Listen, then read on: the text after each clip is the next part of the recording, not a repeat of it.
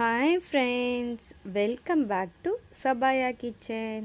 இன்றைக்கி நம்ம மீன் தலையில் க்ரீன் மீன் குழம்பு எப்படி செய்கிறதுன்னு பார்க்கலாம். கொஞ்சம் டிஃப்ரெண்ட்டாக சூப்பரான டேஸ்ட்டில். அதுக்கு முன்னாடி சப்ஸ்கிரைப் பண்ணாதவங்க சப்ஸ்கிரைப் பண்ணி பெல் பட்டனை கிளிக் பண்ணி ஆல் கொடுங்க.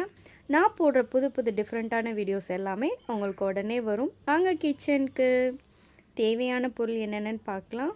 மீனோட மண்டையில் தான் நம்ம இன்றைக்கி குழம்பு வைக்க போகிறோம். 4 பீஸ் எடுத்திருக்கேன். அதை நல்லா வாஷ் பண்ணிவிட்டு உப்பும் மஞ்சள் தூளும் போட்டு நல்லா பெரட்டி வச்சுருக்கேன். லெமன் புளி வந்து நிறைய எடுத்துக்காதீங்க. அப்புறம் ஆனியன், ஆஃப் தக்காளி, தேங்காய், அப்புறம் புதினா, கொத்தமல்லி, பச்சை மிளகா. காரத்துக்கு பச்சை மிளகா 3 எடுத்துக்கோங்க. புதினாவும் கொத்தமல்லியும் சேம் அளவு எடுத்துக்கோங்க. அப்புறம் ஒரு வெங்காயத்தை இந்த மாதிரி பெருசாக கட் பண்ணிக்கலாம். 5 பூண்டு, அப்புறம் மிளகு, கசகசா. இப்போ இது எல்லாத்தையும் இதில் சேர்த்து நல்லா பேஸ்ட் மாதிரி அரைச்சிக்கோங்க. இது நல்லா அரைச்சிட்ட பிறகு இப்போது நம்ம மல்லி, கொத்தமல்லி, புதினாவை, பச்சை மிளகாவையும் சேர்த்து நல்லா அரைச்சிக்கலாம். நல்லா பேஸ்ட் மாதிரி நல்லா அரைச்சிக்கோங்க. அரைச்சி ஒரு பவுலுக்கு மாற்றி எடுத்து வச்சுக்கோங்க. இதுக்கு தேவையான அளவு உப்பு சேர்த்து வச்சுக்கோங்க. மசாலாவுக்கு தேவையான அளவு உப்பு சேர்த்தாச்சு.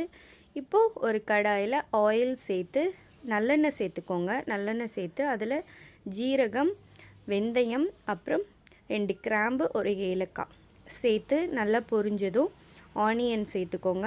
ஆனியனையும் சேர்த்து நல்லா ஆனியன் குக் ஆகணும். இதில் புளியை கரைச்சி சேர்த்துக்கோங்க. புளி ரொம்ப சேர்த்துறாதீங்க, கொஞ்சமாக சேர்த்தா போதும், இல்லைனா ஓவராக புளிக்கும். இப்போது இதை நல்லா வதக்கின பிறகு தக்காளி, ஆஃப் தக்காளியே சேர்த்துக்கோங்க. தக்காளியும் நம்ம நிறையா சேர்க்கக்கூடாது. ஒரு ஆஃப் தக்காளி சேர்த்து நல்லா மசிகிற வரைக்கும் குக் பண்ணிக்கலாம். இப்போ நல்லா குக்கான பிறகு நம்ம அரைச்சி வச்சுருந்த மசாலா, புளி எல்லாத்தையும் சேர்த்து நல்லா மிக்ஸ் பண்ணி விட்டுடுங்க. இந்த குழம்பு திக்காக நல்லா கொஞ்சம் கிரேவி மாதிரி இருந்தால் தான் நல்லாயிருக்கும். இதில் கொஞ்சமாக தண்ணி சேர்த்து அலசி விட்டுக்கோங்க. தண்ணி வேணுன்னா ½ கிளாஸ் கூட சேர்த்துக்கலாம் நீங்கள். இதை நல்லா மிக்ஸ் பண்ணி விட்டு இது நல்லா கொதிக்கணும். அப்போ தான் உங்களுக்கு பச்சை ஸ்மெல் போகும். மிளகாய்த்தூள் வந்து பச்சை மிளகாவே காரம் இருந்துச்சுன்னா நீங்கள் மிளகாய்த்தூள் சேர்க்க வேண்டாம்.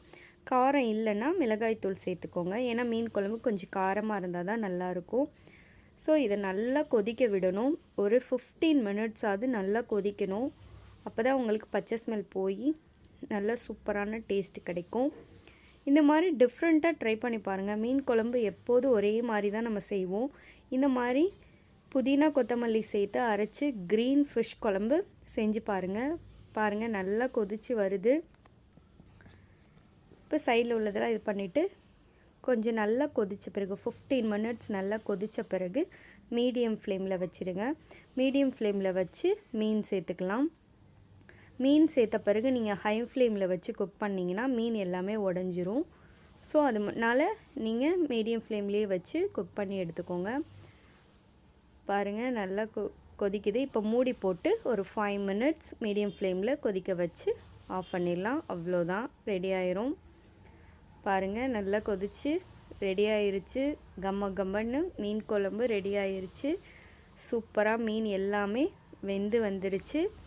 இந்த மாதிரி ட்ரை பண்ணி பார்த்துங்க. ட்ரை பண்ணி பார்த்துட்டு எப்படி இருந்துச்சுன்னு கமெண்ட் பண்ணுங்கள், லைக் பண்ணுங்கள், ஃப்ரெண்ட்ஸ் கூட ஷேர் பண்ணுங்கள். Thank you friends. தேங்க்யூ ஃபார் வாட்சிங்.